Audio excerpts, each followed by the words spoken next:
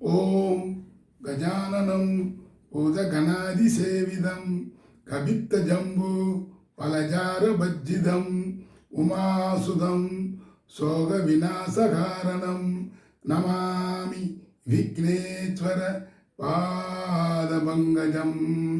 வணக்கம், நான் உங்கள் அஸ்ட்ரோரும்.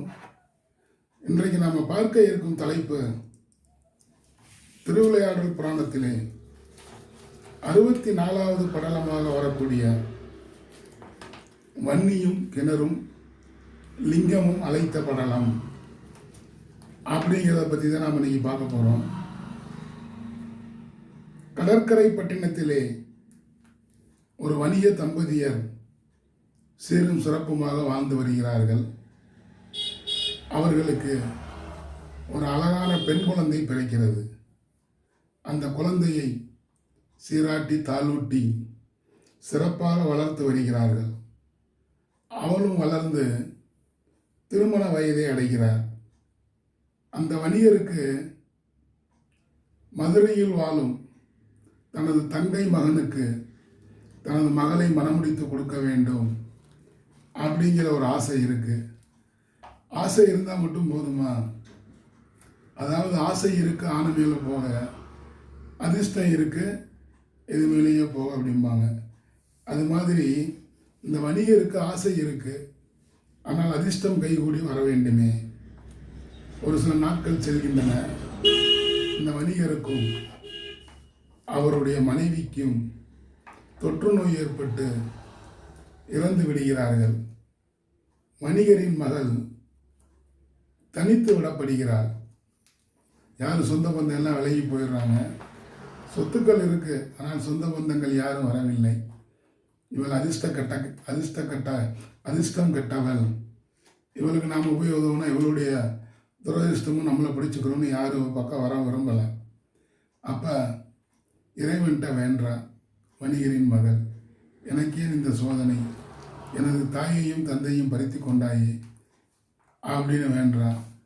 இங்கே இந்த வணிகரின் அவருடைய மனைவிக்கும் இறுதிச் சடங்கிற்காக வந்த அவனுடைய தங்கையின் மகன் எல்லா காரியங்களையும் முடிச்சுட்டு, சரி நம்ம மாமா மக தனியாக இருக்கா, அவளை நம்ம மதுரைக்கே கூட்டிகிட்டு போயிடலாம் அப்படிங்கிற மாதிரி சொத்து பத்து எல்லாத்தையும் விற்று காசாக்கிக்கிட்டு, நல்ல புலன்கள் எல்லாத்தையும் விற்று நகைகளை மட்டும் எடுத்துக்கிட்டு வீடு வாசல்லாம் விற்று அசட்டாக்கிக்கிட்டு அதை மாமன் மகளை கூட்டிக்கிட்டு மதுரையை நோக்கி வந்து கொண்டிருக்கிறான்.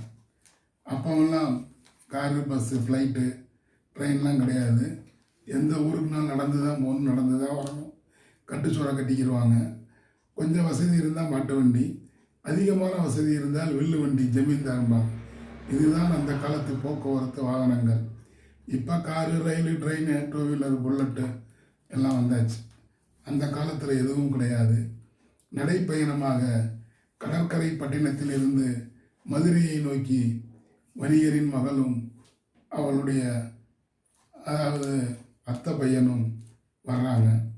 வந்துக்கிட்டு இருக்கும் பொழுது இலைப்பாறுவதற்காக ஒரு மரத்தடியிலே அந்த பையன் படுக்கிறான், அத்தை மகன் படிக்கிறான்.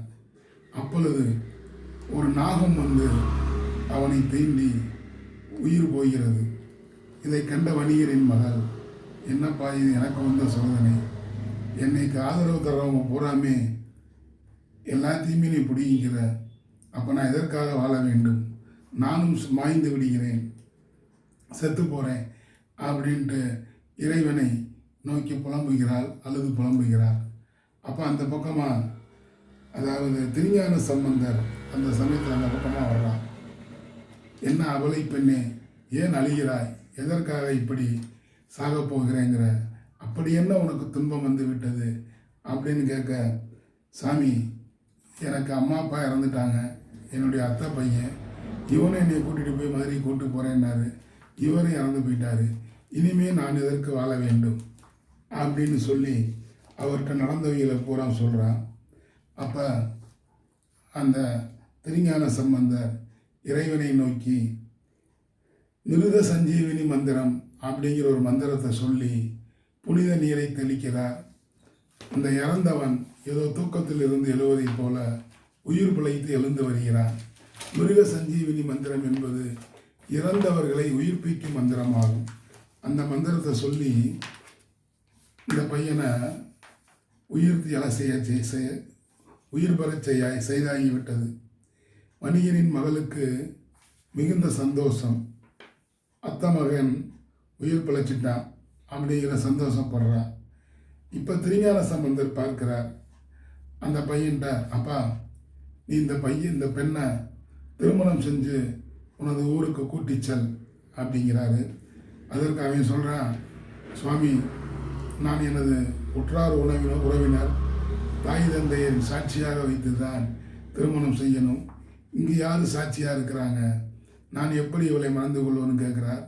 அதற்கு திருஞான சம்பந்தர் சொல்கிறார், இங்கே இருக்கும் வன்னி மரம், கிணறு, லிங்கம், இந்த மூன்றும் ஒரே நேர்வரிசையில் இருக்கிறது. இவைகள் தான் உனக்கு சாட்சி. இந்த மூன்றையும் சாட்சியாக வைத்து நீ இந்த பெண்ணின் கழுத்தில் தாலியை கட்டு, திருமணம் செஞ்சுட்டு மதுரைக்கு போ அப்படின்னு சொல்கிறாரு. அவனும் சரி என்று தனது மாமன் மகள் கழுத்திலே தாலியை கட்டி மதுரைக்கு அழைச்சிட்டு தனது வீட்டுக்கு வர்றான். இங்கே மதுரைக்கு வந்து பார்த்தா தான் தெரியுது இவனுடைய வவுசி. ஏற்கனவே இவனுக்கு திருமணமாகி குழந்தைகள் இருக்கிறது. அப்போ மூத்தவ வீட்டுக்குள்ளே விடுவாளா? ஏயா, எனக்கு தெரியாமல் நீ இப்படி 2வது கல்யாணம் பண்ணிட்டு வந்துட்டியே, இது அடுக்குமா அப்படின்லாம் சண்டை போடுறாவன்ட்ட. அவகிட்டையும் மல்லு கட்டுறா. என்ன செய்வது என்றே புரியவில்லை. ஊர்க்காரர்கள் நாட்டாமக்காரங்க எல்லாம் வந்து சரிம்மா நடந்து போச்சு, அவளுக்கு வேறு வழி இல்லை, அவங்க அப்பா அம்மாவை இறந்துட்டதாக சொல்கிறாங்க. கேதத்துக்கு போனவன் தான் ஏதோ கல்யாணம் பண்ணி கூப்பிட்டு வந்துட்டான், அவனுக்கு என்ன இக்கட்டோ அந்த பொண்ணுக்கு என்னவோ, இதுதான் வாழ்க்கை என்று இறைவன் முடிச்சு போட்டிருக்கான்.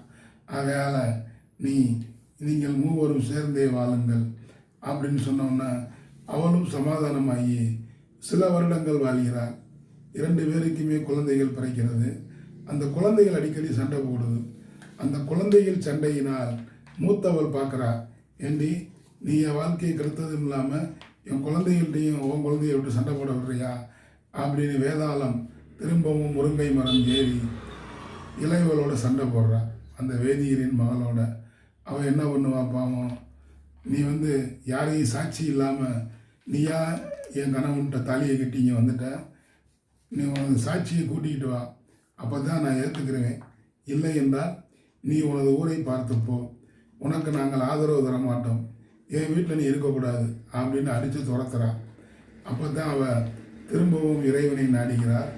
அப்பொழுதும் அங்கே திருஞான சம்பந்தர் அங்கே வருகிறார்.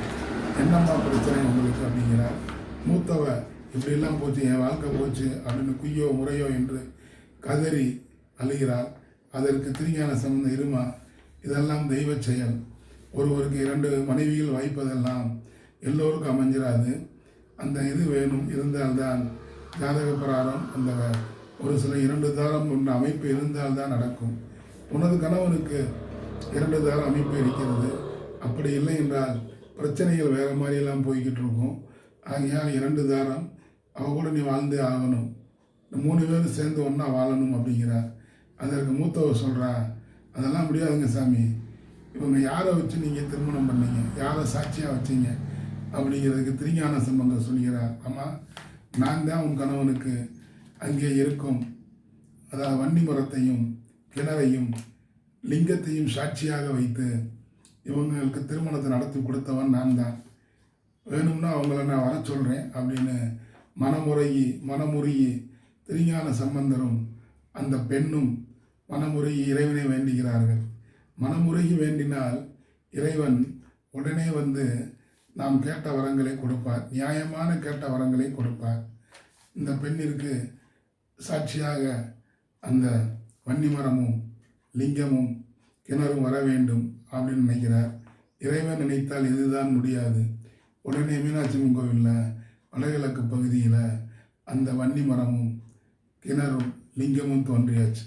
ஒரு அசரி வாக்கு ஒன்று கேட்குது, திருஞான சம்பந்தரே, பெண்ணே, மீனாட்சி அம்மன் போய் பார், அங்கே உனக்கு சாட்சியாக இருந்த வன்னி மரமும் கிணறும் லிங்கமும் அங்கே இருக்கிறது, இதை கொண்டு உனது மூத்தவளுக்கு காண்பி, அவள் சமாதானமாகி விடுவாள் அப்படிங்கிறாங்க. உடனே இளையவள் அந்த வேதிகனின் மகள் என்ன சொல்கிறான்னா, மூத்தவளையும் தனது கணவனையும் ஊர் மக்களையும் கூட்டிக்கிட்டு கோயிலுக்கு போகிறான். அங்கே பார்த்தீங்கன்னா இதுவரை மீனாட்சி அம்மன் ஆலயத்தில் இல்லாத வன்னி மரமும் கிணறும் லிங்கமும் அங்கே தோன்றி இருக்கிறது. அனைவருக்கும் ஆச்சரியம். நேற்று வரைக்கும் இந்த இடத்துல இது இல்லையே, இப்போ எப்படி வந்துச்சு? ஆக சாட்சி சொன்னதான் வந்திருக்கு அப்படின்னு ஒன்று மூத்தவளுக்கு கை காலெலாம் நடுங்கி போச்சு. என்னடா இது, வன்னிங்கிறாங்க, கிணறுங்கிறாங்க, லிங்கங்கிறாங்க. நானும் போன வாரம் போது இந்த கோயிலுக்கு வந்தேன், இந்த இடத்துல இல்லையே. இப்போ இவங்க திருஞான சம்பந்தரும் இளையவளும் கேட்டுக்கொண்டதற்கு இணங்க இந்த இடத்துல வன்னி மரமும் கிணறும் லிங்கமும் வந்தாச்சு. ஆக இது உண்மைதான் போலிருக்கிறது அப்படின்று சண்டை போடுவதை நிறுத்திவிட்டு, சாமி நாங்கள் 3 பேரும் சமாதானமாக ஒழுங்காக ஒன்றாக குடும்பம் நடத்துகிறோம் அப்படின்னு சொல்கிறான்.